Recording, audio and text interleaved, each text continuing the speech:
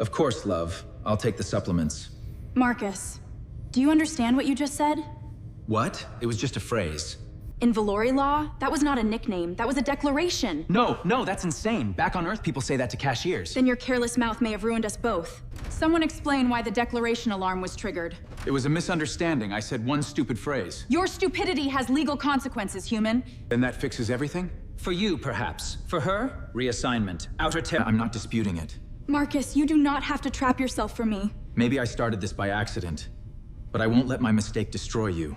I have been asked many times to explain how I ended up married to an alien doctor. The short answer is this. I said 2 words I had been saying my entire life without once thinking about what they meant. And those 2 words, in the culture I happened to be standing inside at the time, were legally binding. The long answer starts on day 93 of my assignment aboard the Crystalline Depth, flagship of the Velori Empire, and it starts with a supplement schedule. My name is Marcus Reid. I am a human medical liaison, on assignment to facilitate cross-species medical research between Earth and the Velori people. I had been living aboard their ship for 93 days, which sounds like either a long time or a very short time, depending on how you measure it. It was long enough that the ship's perpetual soft light no longer disoriented me. Long enough that the dietary supplements I needed for physiological adaptation had dropped from 6 pills daily to 2. Long enough that I had stopped trying to fight the Velori and timekeeping system and had started counting Earth days in my own head instead, which was the only way I could hold on to any sense of how long I had been out here. The Velori are meticulous people. Everything they do carries deliberate weight. Their language is built on the belief that what you say is what you mean, and what you mean is what you are prepared to stand behind. Their social structures are bound by this principle. Their laws are built around it. When a Velori speaks, the words are the thing, not a description of the thing. Not an approximation of the thing itself. I had been studying this for 3 months. I had attended briefings. I had passed cultural assessments. I had genuinely believed I understood the principle. I did not understand it at all. On the morning of day 93, I had a routine physical examination scheduled at 900. I arrived at 855. Which I would later learn was the Velori social equivalent of walking into someone's house and rearranging their furniture while they were still asleep. They planned arrivals to the exact second, arriving 4 minutes early communicated. Apparently, that I found the agreed time insufficiently precise and had decided to impose my own schedule.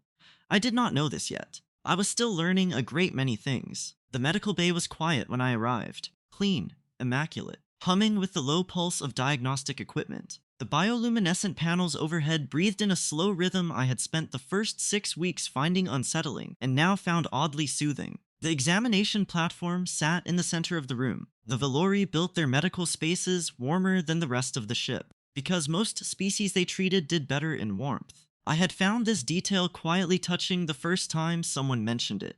Standing at the central console was someone who was not the healer I expected. Chief Healer Thesson, who ran my standard examinations, was occupied elsewhere. The border delegation had arrived with 17 individuals, 3 of whom had eaten something inadvisable during transit and were loudly regretting it, standing at the console instead, pulling up my file on a holographic display with the ease of someone who had done this 1,000 times, was Elindra. She was the Empress's personal physician, one of the most skilled healers in the Empire. We had worked together on 3 research projects over the past 2 months, and in that time I had found her to be genuinely easy to work alongside. She asked real questions and listened to the full answers. She had clear opinions and was not afraid to state them. She pushed back when she thought I was wrong. Not aggressively, but honestly. The way you engaged with someone you respected enough not to let their errors stand unchallenged. She also had a dry, careful humor that emerged slowly as she got comfortable, revealing itself in pauses rather than punchlines, which I found unexpectedly delightful. I want to be honest about something, because I think it matters for understanding how this story ends. I had been telling myself, for approximately 6 weeks before day 93, that my interest in working with Elindra was purely professional. She was brilliant at her work. Our collaboration produced better results than either of us produced separately. The conversations were useful. I was engaged. All of that was true. None of it was the whole truth. The whole truth was that I had been looking forward to seeing her in a way that had nothing to do with research outcomes. And I had been doing a very competent job of not examining that too closely. Like all Velori, her skin carried bioluminescent patterns that shifted and moved with her emotional state. They called it chromaflow. It was the second language of their species, carrying information that their spoken words often did not bother to repeat. I had been studying it since month 1, both because my briefing documents told me to, and because I had quickly understood that without it, I was missing roughly half of every conversation I was in. "Liaison Reid," she said, without looking up from the display. "You are early. 4 minutes," I said. Same crime, every time. Her chromaflow shifted briefly through a pale, warm amber. Not quite amusement, close enough. The examination moved through its standard stages. She checked my vitals, my adaptation metrics, my neurological responses to the ship's slightly different gravitational field. She tested my responses to a new set of chromaflow stimuli she had developed specifically for my adaptation protocol, calibrated to my response speed rather than the Velori baseline. She had redesigned the standard protocol for me, which she had not needed to do, and which I had found quietly significant. We talked while she worked, the way we had been talking for 2 months. She explained a resonant pressure healing technique I had observed during a surgical procedure. I explained Earthside pain management philosophy. She found it genuinely fascinating that my species sometimes treated certain kinds of discomfort as informational, rather than correcting it immediately. I told her that her species treating pain purely as an error to be eliminated seemed to miss something. She said both approaches were accurate and both were incomplete, and I thought about that for several days afterward. Earlier in the session, I had asked about a specific diagnostic instrument I had not seen before. She had spent 20 minutes explaining its purpose, the theory behind it, the 3 generations of Velori researchers whose work had led to its development. She asked, in return, what Earthside trauma assessment looked like in field conditions, where the equipment was limited and the physician had to work from observation and pattern recognition alone. I told her about a year I had spent doing exactly that, and she listened with the focused attention she gave to things she considered genuinely worth understanding. We had learned each other's ways of thinking over 3 months of shared work. She thought from principle outward, starting with the underlying logic of a thing before applying it. I tended to think from pattern inward, noticing what something resembled before asking why it did. In practice, this meant we often arrived at the same conclusions from completely different directions, and the overlapping territory between our approaches was consistently the most interesting ground. She had told me once that cross-species medical collaboration was undervalued, precisely because it was uncomfortable. Most physicians preferred to work within frameworks they fully understood. The discomfort of not fully understanding your colleague's framework was, she said, where the genuinely new work happened. I had thought about that conversation for about a week. At the end of the examination, she pulled up my medication schedule. "You will continue the calcium supplements," she said, "twice daily, morning and evening. That needs to stay consistent for at least another 4 weeks." I was looking at my personal pad. A message had arrived from the Earth Liaison Office. 3 paragraphs of administrative language I was trying to decode for its essential meaning. My brain registered her question as routine confirmation. I had answered this type of question on autopilot every day of my professional life. "Of course, love," I said. I turned to the second paragraph. The room went completely silent. Not the ordinary quiet between sentences, a different quality of silence. The kind where you become suddenly aware of all the ambient sound that has always been present. The hum of equipment, the soft pulse of the panels, the distant breath-like rhythm of the ship. And you realize something has changed in how all of that sits against the stillness. I looked up. Alindra had stopped moving. She was standing 3 feet away with her hand still raised over the holographic display, completely still, and her chromaflow had done something I had never seen it do. Deep rose copper and crimson spreading outward from her chest in slow, deliberate pulses, layered with shimmering silver white that moved like light through water. Her eyes were fixed on me with an expression I did not have a name for yet. I set my pad down. "Alindra." She did not answer immediately. The colors kept moving. Then, slowly, something in her expression changed. The surprise layered over into something else. Something careful, and wondering, and trying very hard to remain contained. When she looked at me, it was with an expression I had never seen from her before. Open in a way she was not usually open. Like a door that had come off its hinges completely. "Marcus," she said, quietly, using my first name, which she did, rarely, and always with clear intention. "I need you to tell me what you meant by that."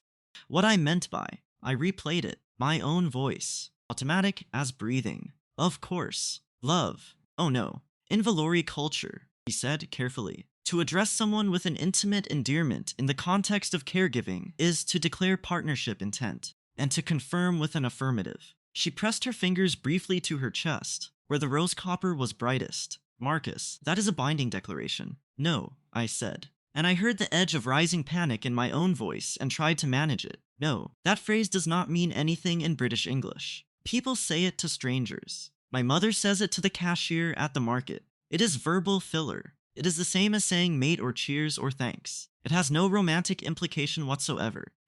You said of course, she continued, with the careful steadiness of someone delivering information they know will be difficult to confirm. I was confirming the supplement schedule, but you used the words. I was not thinking about the words. The door opened. 2 ceremonial guards entered first, their chromaflow locked to the flat, neutral silver gray of official duty. Behind them came Chief Healer Thesson, who was tall even by Velori standards, and who wore her professional authority like a structure she had grown into so completely it was now load-bearing. Her chromaflow was a flat analytical indigo, assessment mode. She looked at Elindra. She looked at me. She looked at the colors still moving across Elindra's skin, which were harder to control than Elindra was managing. I received a declaration flag from the medical wing monitoring system. Thesson said, "Someone will explain this to me." There has been a misunderstanding, I said, because Elindra had gone very still in the way that told me she was bracing herself, and I needed to be the one talking right now. I used a phrase that in my culture carries no romantic significance, and which apparently in yours constitutes a formal partnership declaration. Thesson looked at me steadily. Under Velori law, declarations are evaluated on the words spoken, not the intention behind them, a pause that was precisely calibrated. You may dispute the declaration. The binding would be dissolved on grounds of cross-cultural miscommunication. And what happens to Elindra if it is dissolved? Thesson was quiet for a moment. Healer Elindra accepted a declaration. If the declaring party then disputes, that indicates a significant error in her professional judgment. For the Empress's personal physician, that carries consequence. Reassignment. Outer territories. I looked at Elindra. She was holding herself with rigid composure. Her chromaflow had dropped to something pale and cool. Not her working colors, not her warm evening colors, but something quieter than both. The color of someone who had already accepted a likely outcome and was simply waiting to be told. Something moved in my chest. Not complicated, clear. I am not disputing it, I said. Thesson looked at me. I spoke carelessly in a space where words carry legal weight. That is my error. I am not going to let my carelessness cost her her career. I paused. There is a provisional pathway. A period for demonstrating compatibility. Is that correct? There is, Thesson said slowly. Then that is what we do. If Elindra wants that. I looked at her. She looked back at me. Her chromaflow was very still for a long moment. Then something warm moved through it. Slow and careful and real. Yes, she said. I want that. Thesson studied us both with the expression of someone updating a model they had been confident in. An imperial audience will be arranged for tomorrow, she said. The Empress must be notified regardless of the pathway chosen. Conduct yourselves appropriately until then. She left. The guards followed. The door closed. Elindra stood exactly where she had been standing. And when she looked at me, the expression on her face was open in a way she did not usually allow it to be. I did not intend to trap you, she said. Her voice was careful. When you said what you said, I believed you meant it, because part of me wanted to believe it. That was my mistake. If you change your mind. Elindra, I waited until she looked at me. I have spent 3 months finding excuses to extend conversations past their natural ending points. I have been paying attention to you in a way that is not entirely professional, and that I have been quietly aware of for several weeks. I heard myself say it and thought, well, that is honest, the situation is completely mad. But I am not in the position of having accidentally bound myself to someone I have no feelings for. So let us start there and figure out the rest together. She was quiet for a moment. Her chromaflow warmed slowly through a long, steady amber. Yes, she said. Then, that is not, in this context. I said, your yes was adequately clear. Something moved across her face that was not quite a smile, but was very close to one. My new quarters were 5 times the size of my old ones, and contained several rooms whose purposes I could not immediately identify. There was a receiving room, apparently, because bonded members of the imperial household received visitors, and visitors required a dedicated space for that. There was a meditation room with bioluminescent plants that pulsed on their own slow rhythm. There was a workspace designed for 2 people working simultaneously. I stood in the center of it with my box of personal effects and thought, this is someone else's life. An hour later, Alindra arrived. She had changed from her medical robes into something more casual. The gray-green Velori wore when off-duty from their primary role. She was carrying a tray, integration gifts, she said, setting it on the low table, traditional. She sat across from me and picked up the first item on the tray, a small crystal pendant on a cord. It shifted through quiet colors when the light caught it at different angles. This is called Veth, she said, holding it out. There is no direct translation. The closest English equivalent is something like deliberate clarity. It is given at the beginning of the formalization period. She paused, a reminder that words create reality, and we are responsible for the reality we create when we speak. I looked at her. Is this the traditional version or a pointed commentary? The traditional version, she said, though I admit the relevance is considerable. Tell me everything, I said. Not the procedural version. What am I actually agreeing to? She arranged the remaining items on the tray, with the methodical care she brought to everything she considered important. And I waited, because I had learned over 2 months that she did not talk before she was ready, and that pushing produced less of what she would have said. Velori bonding is permanent, she said, without formal dissolution by mutual agreement and imperial review. It is not comparable to human marriage as I understand it. It is a commitment between 2 specific individuals to share resources, decisions, and reputation. If I am questioned, the bond means you are also questioned, and the reverse. And physically, I said. Her chromaflow did something briefly complicated. Physical intimacy is an expectation within bonds. Yes, not immediately. There is no required timeline. Velori bonds develop at the pace both individuals are genuinely comfortable with. She met my eyes. I am not expecting that from you imminently. What do you want from this? I asked. If you could design how this goes. What would you want? She was quiet for longer than usual. I want you to stop being afraid of it, she said finally. I want there to be enough time and enough honesty between us that the fear becomes something else. She looked at the pendant I was still holding. I have cared for you since our 2nd or 3rd research session. I kept it professional because it was the correct thing to do and because I did not believe the feeling was mutual. When you said what you said today, the part of me that had been managing that feeling very carefully stopped managing it. A pause. I accepted because I wanted what you accidentally offered. You should know that. I have been spending 3 months, said slowly, finding reasons to have conversations with you that were not strictly required by my work schedule. I let that sit for a moment. I am mildly terrified, but I am not dealing with someone I have no feelings for. Her chromaflow warmed through a steady, unhurried amber. In the morning, she said, and her voice had returned to something more measured. I will help you with the formal presentation attire for the Imperial audience. The Empress does not tolerate informality. Is it complicated? Considerably, she said. I will make tea while we discuss it. I looked at her. You drink tea? I developed the habit during language study, she said, moving toward the kitchen area. The preparation rhythm is useful for concentration. I had the nutritional synthesis systems approximate a British blend. It took 3 iterations to balance correctly. I stared at her back. You made me tea for weeks and never mentioned it. I was waiting, she said, for a suitable reason to offer. Tomorrow I had to face an Empress who had, according to Alindra's careful phrasing, her own feelings about this situation, specifically about me. And I had just learned that 4 words I had said on autopilot had legally changed the course of my life. But sitting across from someone who had spent time getting the tannin balance right before she had been invited, I thought, this is not the worst thing that has ever happened to me.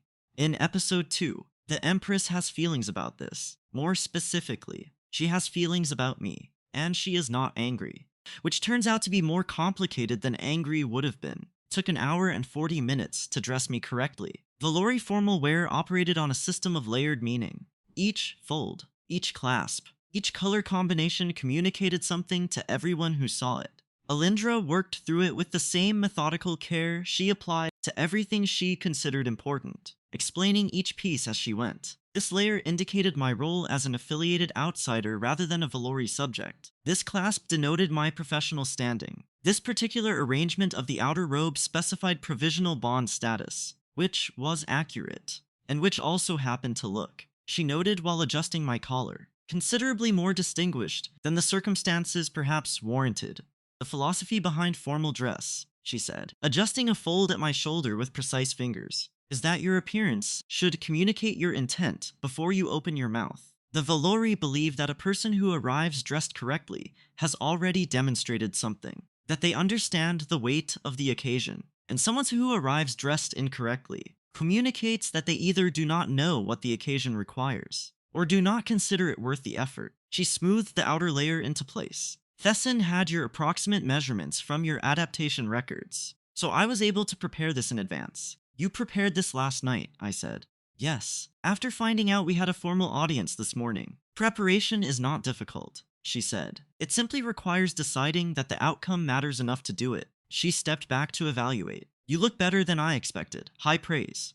In formal Velori contexts, she said, better than expected is genuinely high praise. I expected considerably worse. The walk to the Imperial Audience Chamber was the longest I had taken on the ship. Not because of distance, but because of what was waiting at the end of it. We passed other Velori in the corridors, and even at my current level of chromaflow literacy, I could read enough of the patterns around us to understand that word had already traveled. We were not two people walking somewhere. We were a story in circulation. How fast does information move on this ship? I asked, keeping my voice low. Very fast. Alindra said, ship communities are small, and Velori communication is efficient. The audience chamber was designed to communicate weight before a word was spoken. The ceiling vaulted upward and was lined with bioluminescent panels arranged in patterns I was only now beginning to read. A history of Velori bonding customs written in light. The floor reflected everything back upward, so that the whole space seemed lit from all directions at once. Standing inside it felt like standing inside something that was paying attention to you. At the far end, on a platform raised by 3 shallow steps, was a seat that was not quite a throne and was not quite not one. Someone had understood what thrones were designed to accomplish, and had built something that accomplished it with considerably less effort. Empress Keira was already seated. I had met her twice at diplomatic functions. Both times she had spoken to me briefly, with the partitioned attention of someone managing several conversations simultaneously. I had formed an impression: intelligent, contained, comfortable with authority, in the specific way of people who had been living with it long enough that it stopped being something they wore. Up close, at an audience she had called specifically because of me, with her full attention undivided. She was considerably more than that impression. Her chromaflow was royal purple and gold, a formal imperial register, steady and deliberate, but underneath it, as I looked more carefully, there were other things moving. Analytical colors, something evaluative and patient, and something else, very faint, that I did not have a name for yet. We bowed. I followed Alindra's lead on the depth and duration, having been coached on the specific distinction between a general, respectful bow and an imperial audience bow, which required a longer hold and a fractionally more pronounced angle. I got it approximately right. Approximately so, the Empress said. Not unkind. Also not the voice of someone who is going to accept anything less than a complete account. The human who has declared partnership with my primary healer. Your Majesty, I said. I owe you an honest account. A brief pause. Then give me one. I did. I explained the phrase. The context. The fact that I had been half reading an administrative message and had answered on the automatic register I used for routine professional confirmations. I explained why I had declined to dispute the declaration when given the option. I did not soften anything. I did not frame it more favorably than it was. I had spoken carelessly. Someone else was going to carry the consequence of my carelessness if I chose the easier path, and I had declined to do that. When I finished, the Empress was quiet for a long time. Her chromaflow cycled through something complex, colors layering over each other in a way I could not fully parse. You spoke the binding words, she said, without understanding their weight. Yes, and when offered the opportunity to dissolve the binding, you declined. Yes, not because of prior attachment to healer Alindra. I did not say that, I said. The Empress looked at me. Her chromaflow shifted briefly through something I could not read. No, she said. You did not. She was quiet for another moment. You said you declined because you did not want your carelessness to destroy someone else's career. That is one reason. Her gaze was very steady. What is the other reason? I met her eyes. I have been spending 3 months finding excuses to extend conversations with her past their natural ending points. I have been doing better work when she is in the room. I have been paying the kind of attention to someone that means something. I paused. It is not nothing. Another silence. The Empress looked at Elindra, whose chromaflow had gone very controlled, very still, then back at me.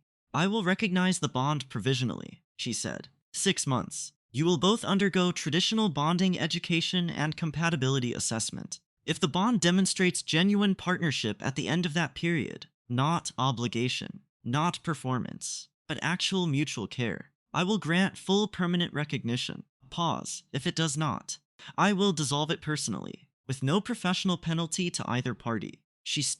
We stood, at the door. Additionally, she said, you will work with Scholar Revik, who handles cultural integration for Imperial household members. You will learn to speak with the precision our culture demands. Her gaze held mine. Words created this situation. Words will determine whether it was worth creating. Understood. Your Majesty. She nodded. Dismissed. Pause. Healer Elindra. A moment. I was guided to an antechamber. I sat in one of 2 chairs clearly placed there for waiting, and I thought about all of it. I had accidentally proposed to an alien doctor through the power of a casual British phrase. I had decided not to unpropose because it would damage her career and because, if I was being honest, I did not actually want to. The Empress had granted us a 6-month trial period that would be observed and evaluated by court assessors. My mother was going to have a tremendous amount to say. The door opened. Elindra came through it.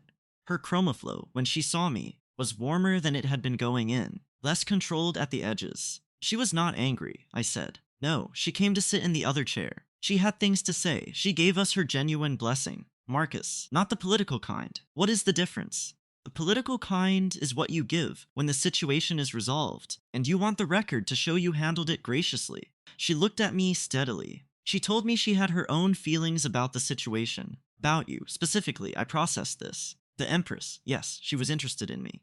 She had been considering pursuing closer association, Elindra said carefully, which I recognized as a diplomatic rendering of something considerably more direct. Royal protocol allows for first claim on unbonded individuals who attract Imperial interest, prior to other bonds forming.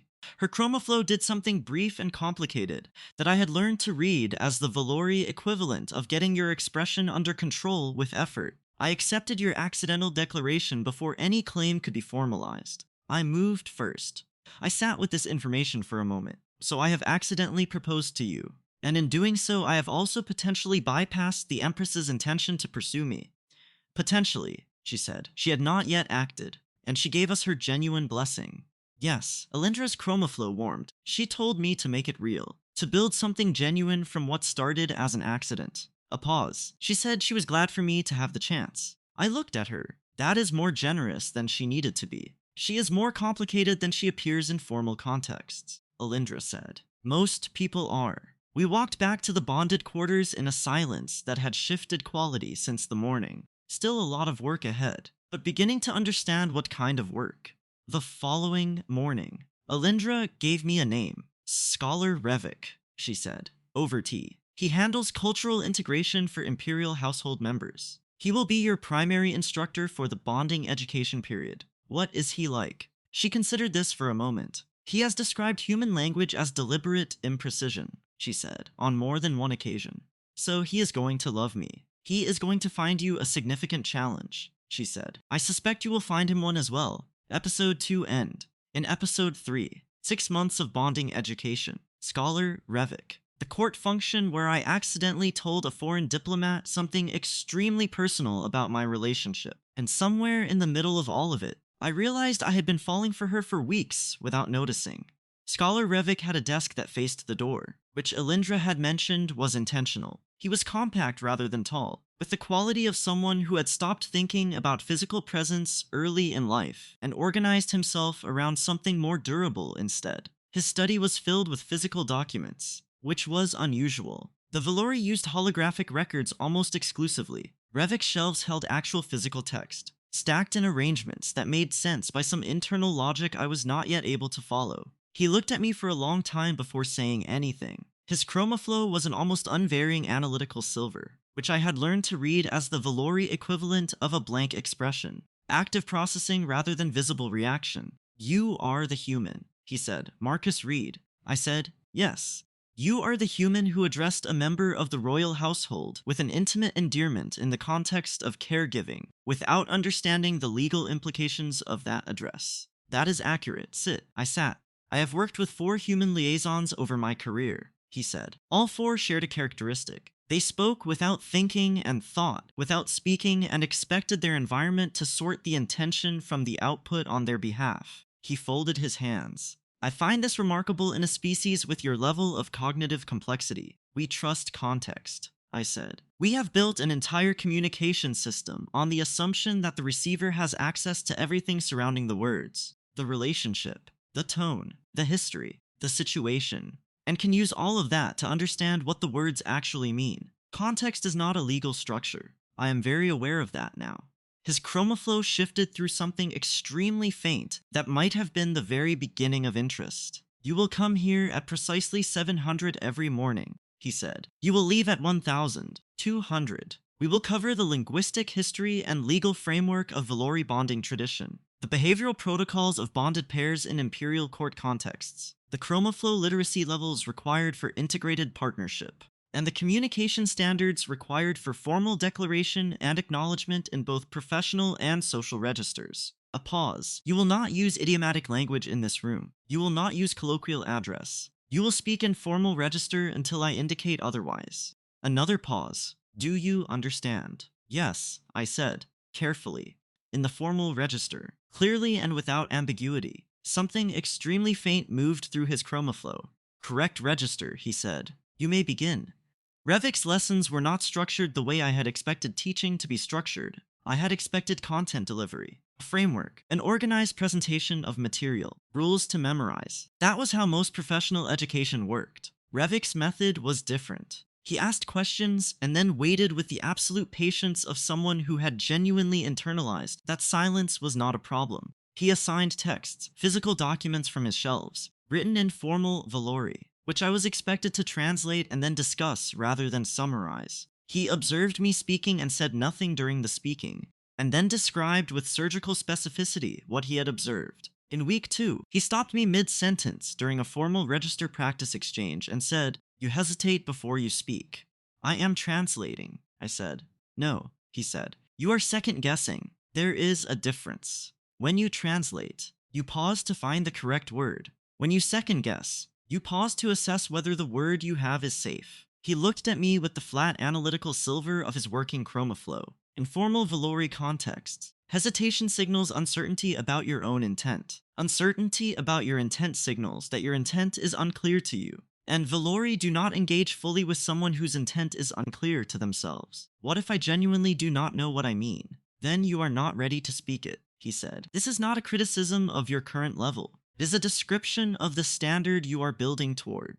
By week 3, the second guessing had reduced enough that Revik noted it, briefly and without celebration, the way he acknowledged all progress, by moving immediately to the next challenge. What replaced the second guessing was something unexpected. A new attentiveness to my own speech that had nothing to do with translation and everything to do with intent. I started noticing, in ordinary conversation, the moments when I reached for a phrase reflexively, without examining what it carried. I started hearing my own verbal habits from the outside. Elindra, when I described this to her one evening, said, "That is what it feels like to learn a language that requires you to think about your own thinking. Is that what Velori do?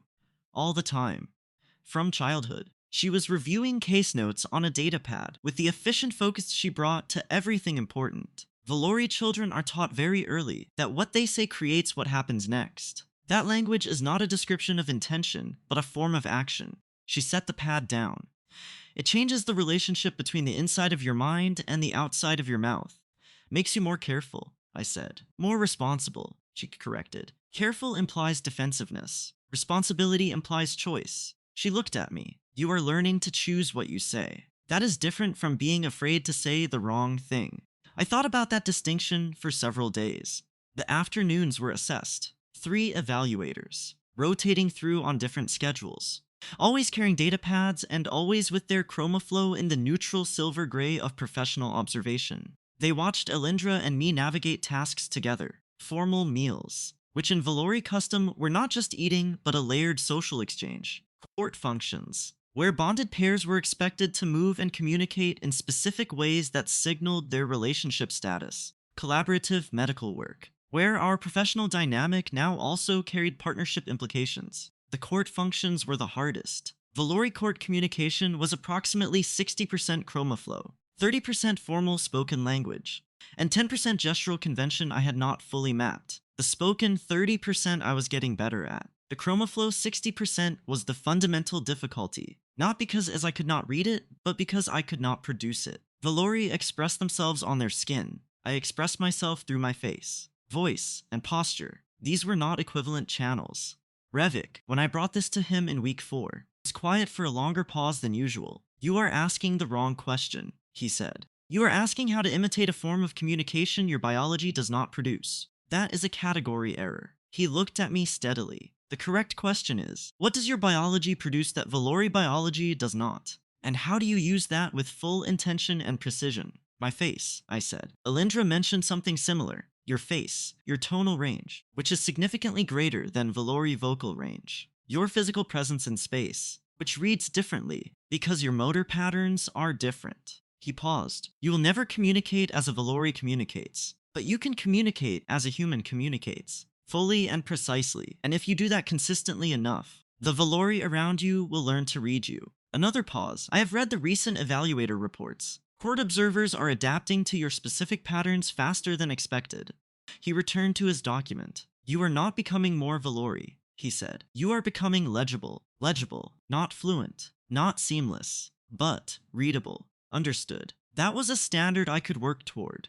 The mistake that became a story we both returned to happened in week 5. There was a visiting diplomatic representative from an allied species, present for a trade consultation. The reception afterward was a court function, where register mattered enough that I needed to be careful.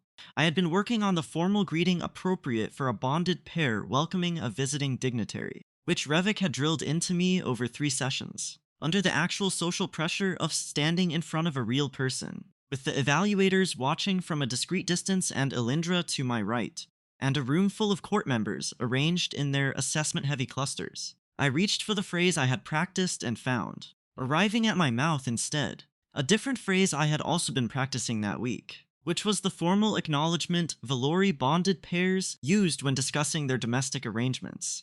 What I said to the visiting diplomatic representative was, in effect, "My partner and I maintain an active conjugal life during optimal ship cycles." There was a very immediate silence. The representative's chroma flow went through a rapid sequence of colors. Alindra's hand found my forearm, a deliberate gesture, and she said something smooth and quick in formal Velori, and the representative's chroma flow resolved into something that read, even at my current literacy level, as amusement rather than offense. In the shared quarters afterward, Alindra told me what she had said. She had explained that her partner was still acquiring formal Velori and had confused registers under social pressure, that this was an excellent illustration of cross-species communication complexity, and that her partner was otherwise a gifted linguist. "Gifted linguist," I said, diplomatically framed. "I told a foreign diplomat that we have an active conjugal life." "You told them we have an optimal cycle conjugal life," she said, reviewing something on her datapad without looking up, which is actually a more favorable claim than merely active. It suggests efficiency. Alindra, the representative, found it entertaining, still not looking up. It came up in the trade session the following morning as an icebreaker. The consul laughed, which is apparently rare. I stared at her. "Are you laughing at me right now?" Her chroma flow was doing something very carefully suppressed. Her shoulders had the specific quality of someone maintaining stillness with effort.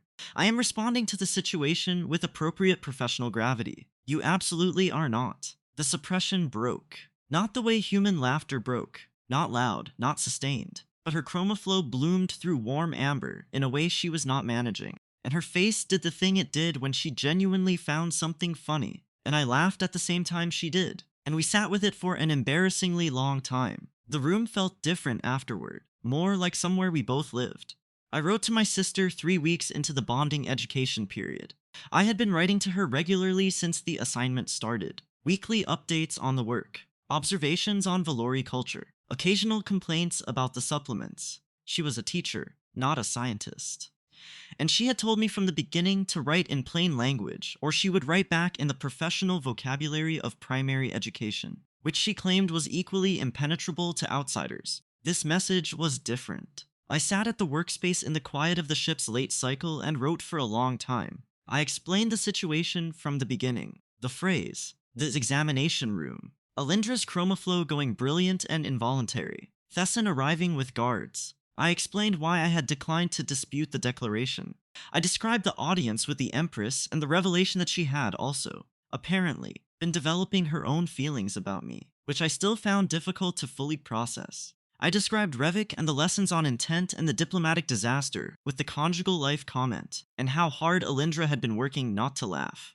Then I described what the evenings had become. The tea, the late conversations where we talked not as healer and liaison, but as two people who had become genuinely interested in each other. The way she had told me about the plague outbreak that shaped her into who she was. And the way I had told her about our sister without quite realizing I was going to, because she had asked a real question and waited for a real answer. I told her about our sister. I wrote, I do not think I have told anyone outside the family in years. I do not fully understand why I told Alindra, except that she asked something real and waited without filling the silence. And I find I do that with her more than I do it with almost anyone else I know. I stared at the message for a moment. I think I am in love with her, I wrote.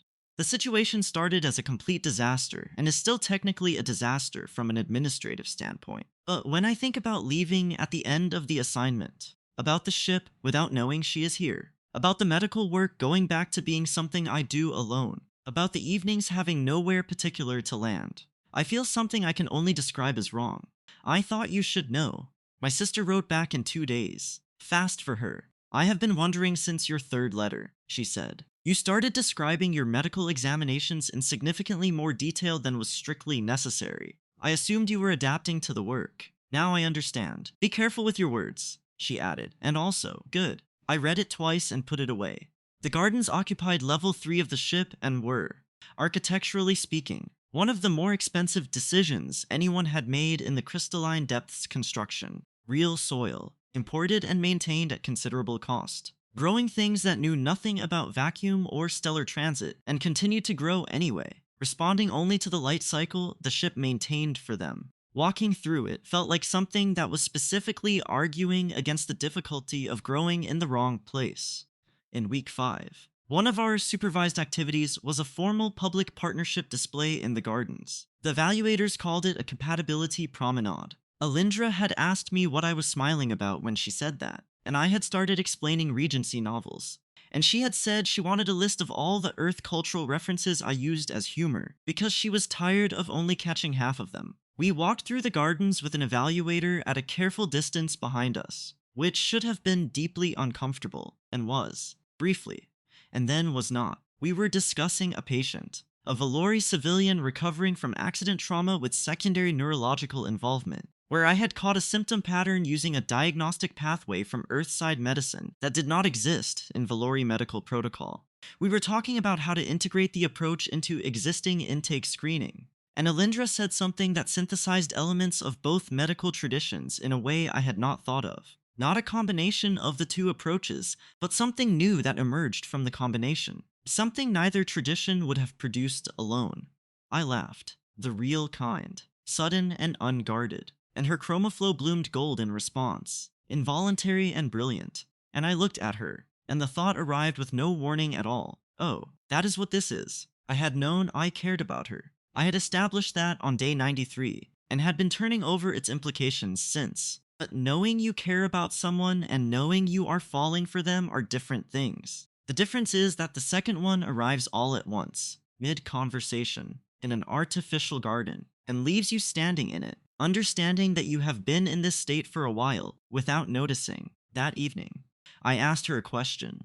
We were in the shared quarters, past the hour when we usually ended the day's work, datapads set aside. She had been quiet in the particular way she was quiet when she was working through something internal and not yet ready to surface it. Can I ask you something? I said. Always, she said. If you could choose again, knowing everything that followed, would you have accepted the declaration? She did not answer immediately. Her chromaflow moved through several colors slowly, The way it moved, when she was being careful about the whole truth rather than the convenient part. Yes, she said. At the bottom of the hesitation. Yes, you hesitated. Considerably. She looked at the tea in her hands. But the answer underneath was yes. A pause. I told you on day 93 that I had cared for you since our early research sessions. I have been trying to be careful about how much weight I put on that, because I was aware you did not choose this, and I did not want you to feel managed. But you asked me honestly. She met my eyes. I accepted because I wanted what you accidentally offered.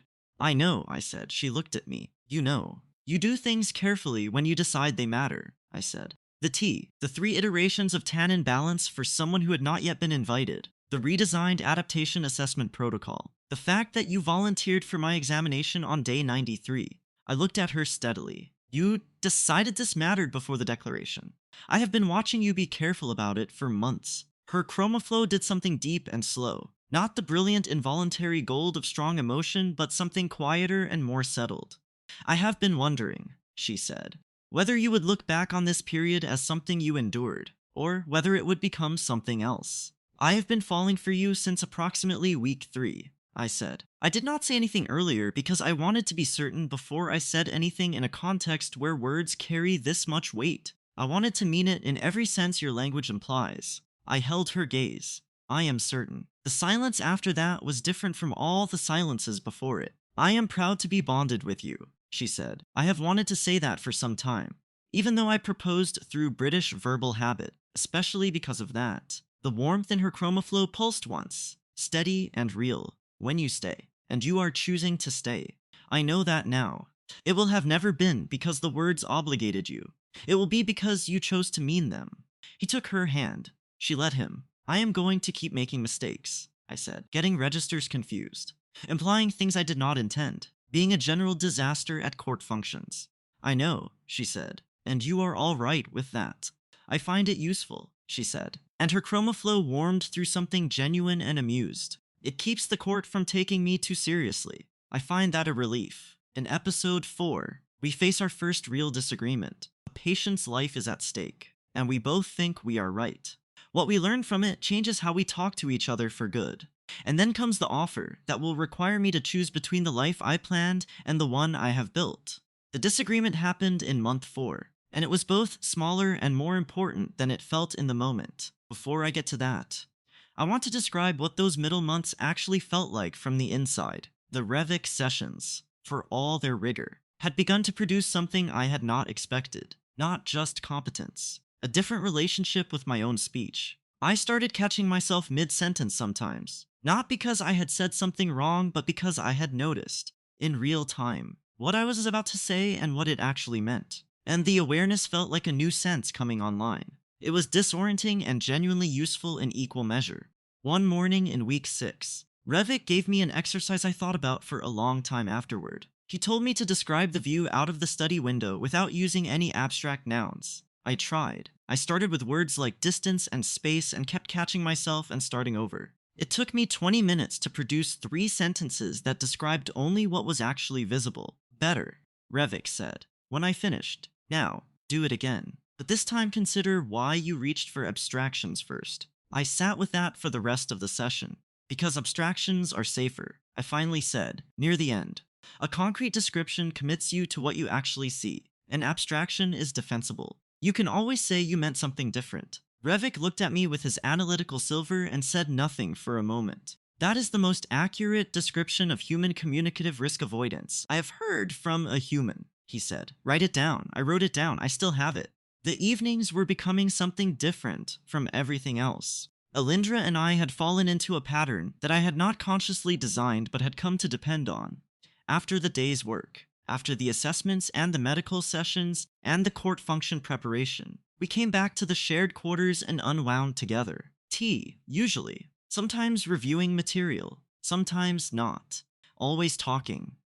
In the way that happened when 2 people had stopped needing to manage the impression they were making on each other. She told me about the Empress. The relationship was more complicated than employer and employee, she said. The Empress had found her during her first year of royal service, when Alindra was still adjusting to the court and finding the politics exhausting, and had made a point of learning how she thought before asking her to do anything. That had mattered. Most people asked for what they needed from you before they bothered to understand how you were going to provide it.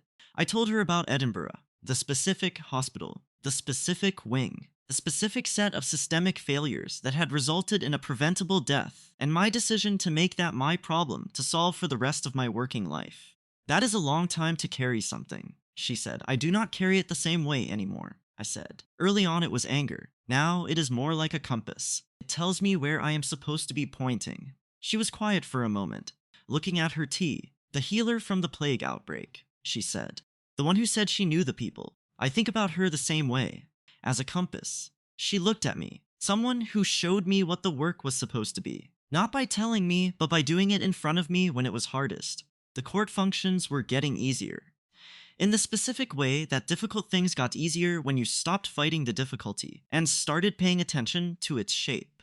I had understood, by month 2, that I would never communicate the way a Velori communicated.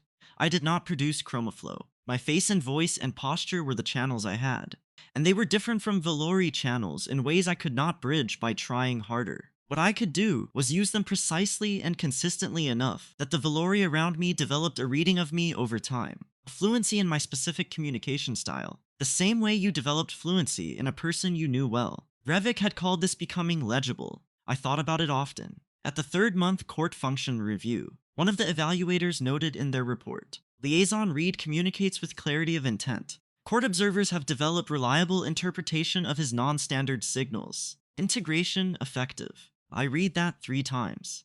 A disagreement happened in month 4, and it was both smaller and more important than it felt in the moment. A civilian patient came in with a presentation that I immediately flagged as potentially serious. A specific set of symptoms that, in the Earthside Cascade diagnostic model, indicated the early stage of a neurological deterioration that would progress significantly without intervention. Alindra reviewed my assessment and returned a different interpretation. The symptoms were within normal post-recovery variants for the patient's specific trauma history, she said. The Earthside Cascade model had been developed for human neurological baseline. Its applicability to Velori physiology was genuinely uncertain. Proceeding with additional screening based on an unvalidated model would add burden to a patient who had already been through significant medical management. She was not wrong to question it. The model was developed for human baseline. I had no validated data proving it transferred, but during the intake process, the patient had said something, briefly, in passing, about a specific kind of pressure behind his eyes that he had been experiencing for 3 weeks. He described it in his own words, without prompting, and those words matched something I had read in a clinical report from Edinburgh 6 years earlier almost exactly, not in the case notes, in the patient's own description. I went back to Alindra with the case file. I want to run the cascade screening regardless, I said. I know the model may not transfer cleanly, but the patient described his headache presentation in a way that matches a specific phase 2 symptom cluster, almost word for word. I would rather rule it out. The Velori diagnostic protocol for this trauma type is comprehensive, Alindra said. Her tone was measured, the careful tone she used when she was managing something. We have already run the standard screening and found nothing outside normal variants. Adding the cascade procedure would be additional burden on someone who has already been through a great deal, and it is for an unvalidated model. I know the model is not validated for Velori physiology, I said. That is part of why I want to run it, so we can validate it, or find that it does not apply. Either result is useful data, or we cause a patient additional stress based on a pattern match from a different species diagnostic framework. Her chromaflow was in controlled blues. Working mode, but with something else underneath. I am not dismissing your observation. I am asking you to weigh the cost, and I am asking you to consider the cost of missing a phase 2 presentation. The quiet that followed was different from our comfortable silences. Alindra looked at the case file. I looked at her. I have worked with this trauma type for 9 years, she said. I know, I said. And you have worked with the Earthside Cascade model. Yes, we have different data, she said. We cannot both be right. We might both be partially right, I said, which is the whole point of working together.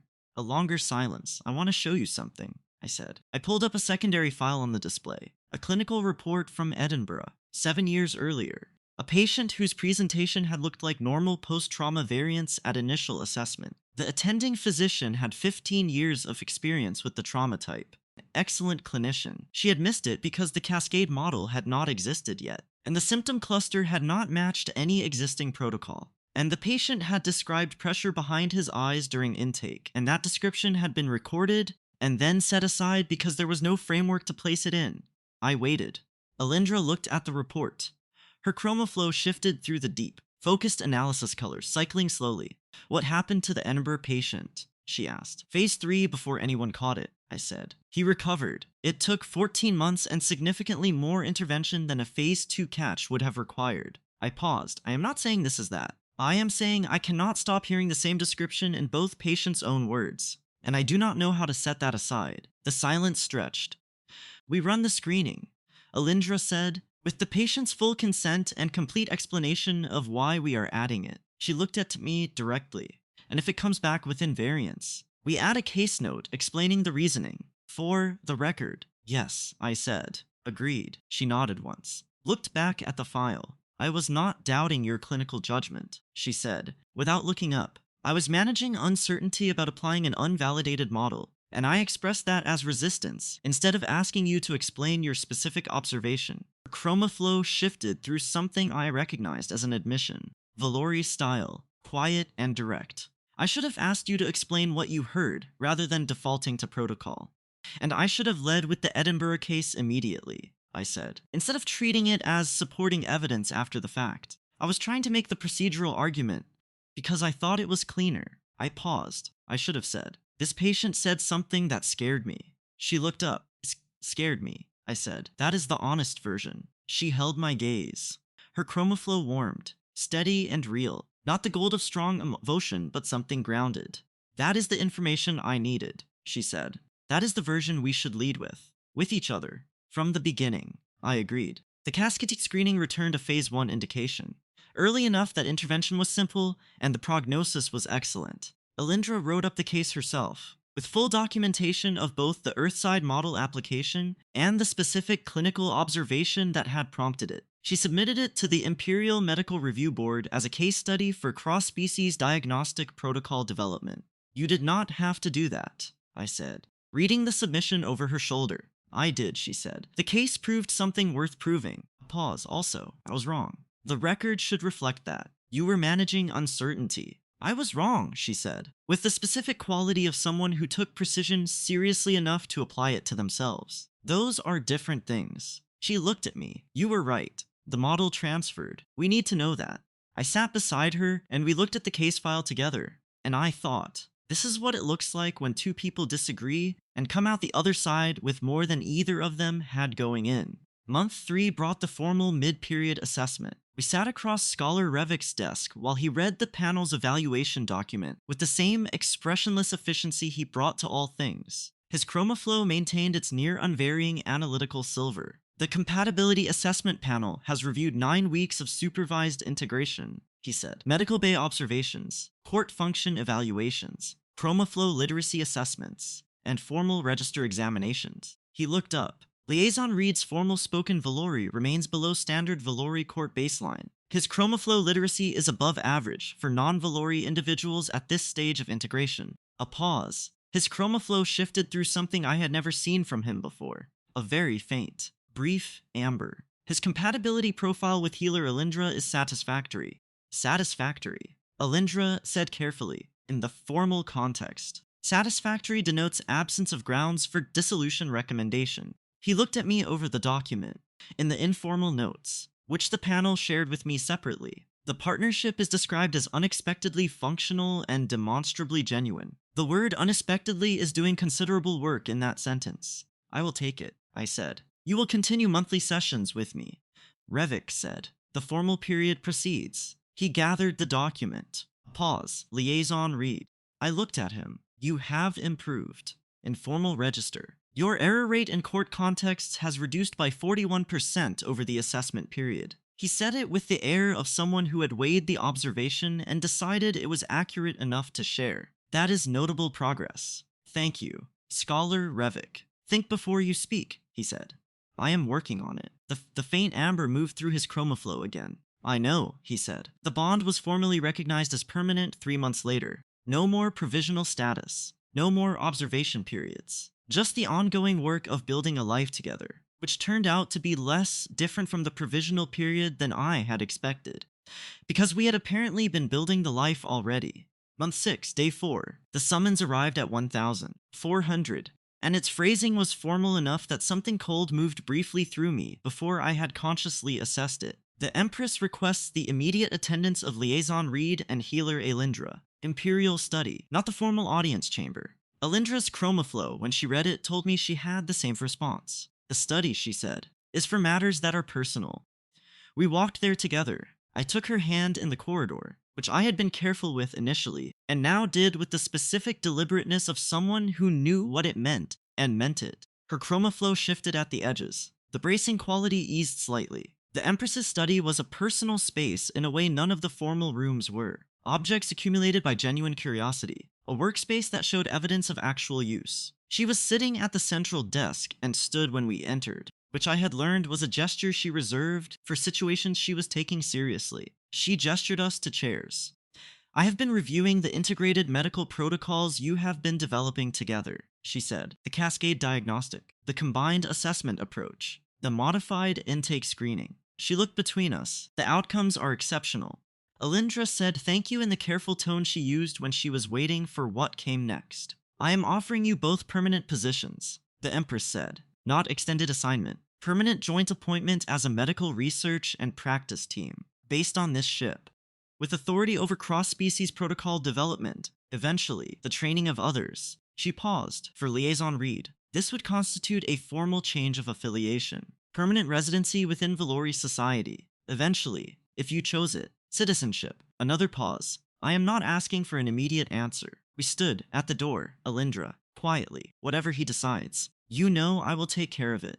Alindra's chromaflow warmed briefly. Involuntary. I know. Your Majesty. We walked back without speaking. The evening cycle had begun, and the ship's light had settled into its low, warm register. She sat across from me. Neither of us reached for the tea. What are you thinking? She said. I am thinking this is a considerably larger decision than accidentally proposing through British verbal habit. Yes, my family is on Earth, I said. My sister. Everything I planned my life to be. If I say yes to this, I am not saying yes to an extension. I am saying yes to this being the thing. Not a chapter. Her chromaflow was very controlled. Very still. What do you want? I asked. She looked at me. Her chromaflow, despite the control, was doing what it did when she was not managing it. Deep and warm and completely real. I want you to be glad, she said. Whatever that means. I want you here because you chose to be, not because you could not find the exit. I want us to keep building what we have built. Pause. I want you to stay, but only if you want to. I need tonight, I said, to sit with it properly. Not because I am uncertain, because I want to be completely honest with myself about what I am choosing, so that when I tell you, it is the real answer. Her chromaflow warmed. Take tonight, she said, as long as you need. Episode 4 end in Episode 5. One night to decide between the life I planned and the one I built. And somewhere in that night, I understood something I had been circling for months without being able to say it clearly. This is the ending, and it starts with 2 words. The meditation room had bioluminescent plants that pulsed on their own slow rhythm, independent of the ship's cycles. I sat among them and tried to think clearly. I thought about my flat in Edinburgh. The same 3 framed photographs on the floor that I had never gotten around to hanging. My coffee mug with the chipped handle that I had owned for 4 years and kept meaning to replace. The pub where my colleagues and I went on Friday evenings, where the beer was the right temperature and the conversation was reliably good. Not great, reliably good. The way things are when you have been somewhere long enough that it has stopped surprising you. I thought about my mother, who would need a very long phone call to process this and would have 17 different opinions. Several contradictory. I thought about my sister, who had written good, which was both the simplest and most useful thing she could have said. I thought about what it had felt like to arrive on the crystalline depth, the specific texture of being in a place built for someone else's biology and communication system and social instincts. The effort, constant and low level, of existing inside a framework that was not designed for you. The supplements. The headaches. The light I fought for weeks before I stopped fighting it and let it become the light I lived in. I thought about when that had changed. Not in one moment, but gradually. The way temperature changed. So slowly you did not notice until you realized you had stopped noticing. I thought about the first time I arrived at the medical bay 4 minutes early and gave Thesson the expression that meant a large dog had sat in her chair. I thought about not knowing what it meant. I thought about knowing now, and laughing about it once I did, and the particular quality of something becoming funny when it had once been embarrassing, which was itself a kind of evidence that you had moved into a place instead of just passing through it. I thought about Revik's exercise. Describe what you see without using abstractions. I tried it now, applied to my own situation. What did I actually see? I saw a workspace designed for 2 people. I saw case notes in the corner that were my handwriting, and case notes in the corner that were Elindra's. And the 2 piles had been there long enough that I had stopped noticing where one ended and the other began. I saw the Veth crystal on the shelf, light moving through it the same way it had moved since day 1. I saw tea made with 3 iterations of tannin balance before it was offered. I saw a life, not a temporary posting, not a chapter before the next chapter, a life already built, already mine, that I had been living for 6 months, while I was still telling myself I was deciding. I thought about Revik saying, "You are not becoming more Velori. You are becoming legible." I thought about what it had felt like to hear that. Not you are doing better. I could understand you. I thought about the difference between those 2 things and how large it was. I thought about Elindra in the early morning, making tea with the colors she did not manage, because there was no one she was managing for. The colors she was when she was just herself. I thought about the medical bay, and the diagnostic synthesis that was ours now, that neither of us would have reached alone. I thought about a patient describing pressure behind his eyes in words that scared me. I thought about Elindra saying, "That is the information I needed. That is the version we should lead with." I thought about an artificial garden and a fully involuntary burst of gold in afternoon light, and realizing mid-sentence that I had been falling for someone for weeks without noticing because it had been happening in all the ordinary moments of my days. I thought about, of course, love said without thinking, and then I thought about everything I had said since, with full understanding, with full intention, choosing to mean it. The question was not complicated. It had looked complicated from the perspective of the life I had planned before I knew what I was walking into. But sitting inside the actual question, it was simple. Where do you want to be? Here, not out of momentum, not because changing course was hard, because here was where my best work happened, because here was where the most interesting conversations of my life were happening, because here was where someone had spent time getting the tannin balance right before she had been invited. Because here was where I had been told I was legible, and that had felt more like recognition than anything had felt in a long time. Earth was where I had been before I understood what wanting to be somewhere actually felt like. I was not homesick for Edinburgh. I was homesick for this, and I was already here. I fell asleep among the plants and slept better than I had in months. She was already up when I came out of the meditation room, standing by the window with her morning tea. Her chroma flow in the quiet early colors she wore before the day's work began. The colors she did not manage because there was no one she was managing for. Just herself. In the soft light. She heard me and turned. "You slept in the meditation room," she said. "This tea is more comfortable than it has any right to be." I came to stand beside her.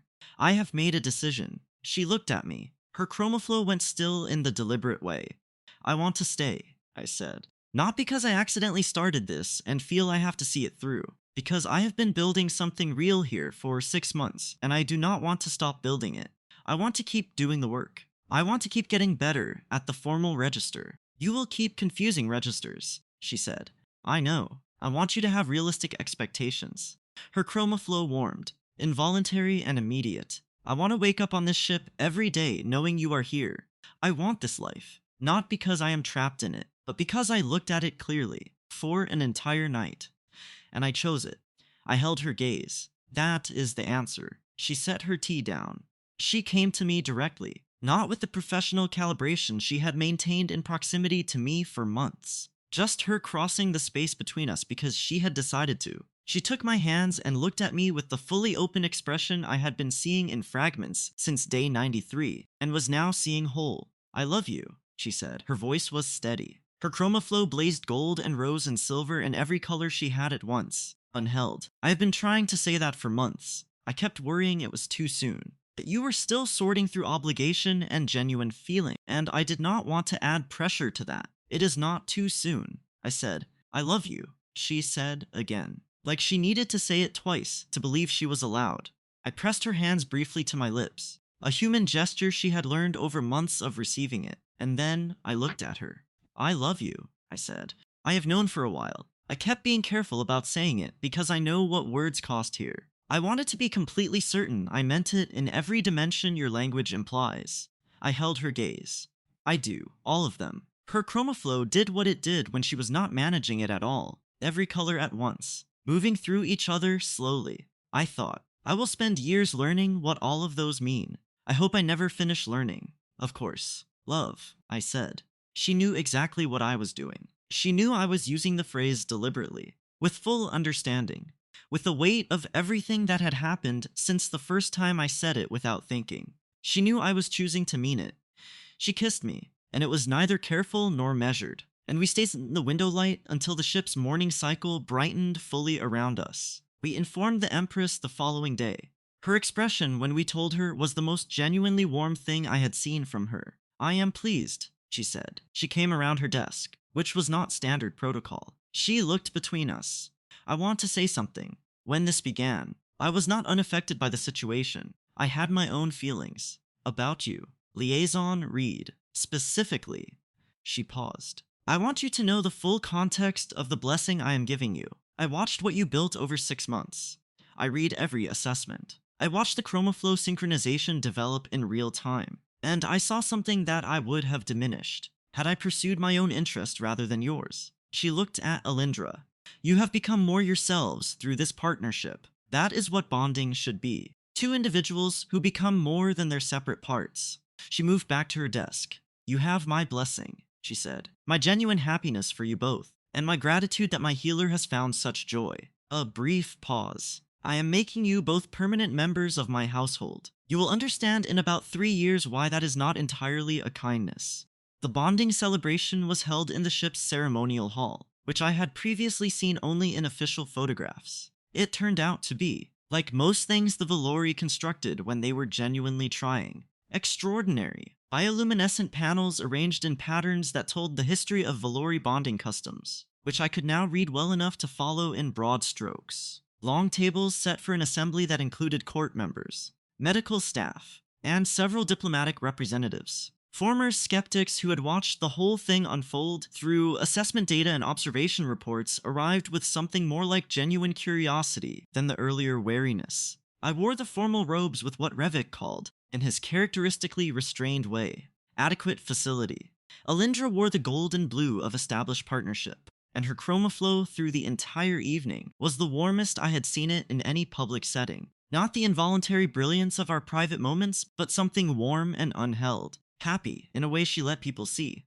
The diplomatic representative who had received my unintended intimate disclosure found me during the reception and said that the story had been extremely useful in the trade discussions as an example of cross-species communication complexity with a positive resolution. "A good story," he said. "Almost all the best ones are," I said. Alindra appeared at my elbow. Her hand found mine. We moved through the rest of the evening like that, her hand in mine, her chromaflow steady and warm beside me, the two of us navigating a room full of people who had watched the whole thing and were now, apparently, on our side. It felt like exactly what it was. Not the beginning of something. Not a performance of something. The thing itself. Already well underway. Simply being acknowledged. 3 years later, I was standing at the front of the Level 7 training room, watching 8 new human medical liaisons arrange their faces into the expressions of people who had read extensively about Velori culture and were now confronting the reality that reading about something was not the same as living inside it. I remembered that expression from the inside. "The most important thing I can tell you," I said, "is that words here mean exactly what they say, not what you intended, not what you would have meant in a different context, not what the receiver graciously decided to interpret. What you said." I paused. "This is uncomfortable for humans. We communicate in layers. We build most of our meaning in the space around the words and trust the receiver to sort the message from everything else. Velori do not work that way. When they speak, it is the message, and they assume you are doing the same." A raised hand from one of the younger liaisons. "Is it true," she said carefully, "that there is a story about you, about how you ended up married to the Empress's physician?" "Entirely true," I said.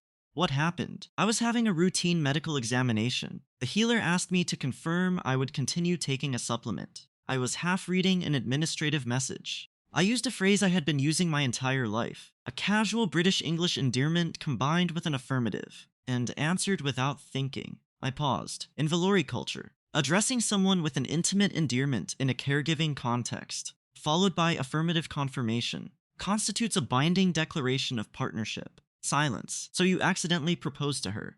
Through the power of reflexive verbal habit, I confirmed. I want to be clear about what this illustrates. It is not just that I used the wrong phrase. It is that I used a phrase I had used thousands of times before without consequence.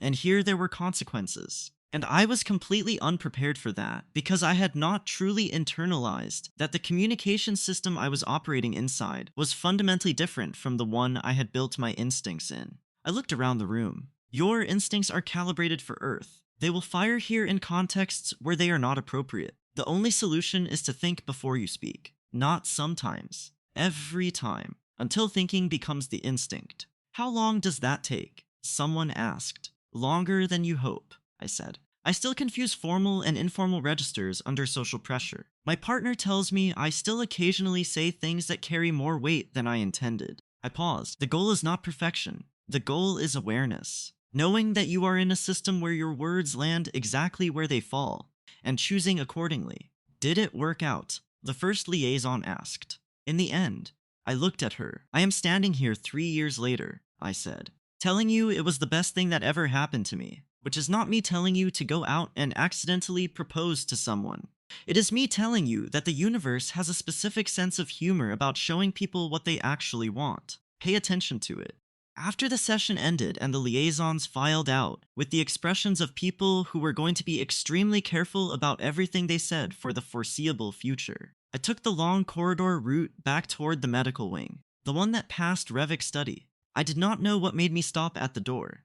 I knocked. Enter, Revik said. The study was exactly as it had always been. Physical documents in their precise arrangements. The desk facing the door. The chromaflow in its near unvarying analytical silver.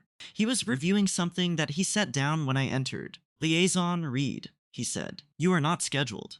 I know. I was passing after the intake orientation. He looked at me. How did it go? Well, I think. They are shaken by the language stakes.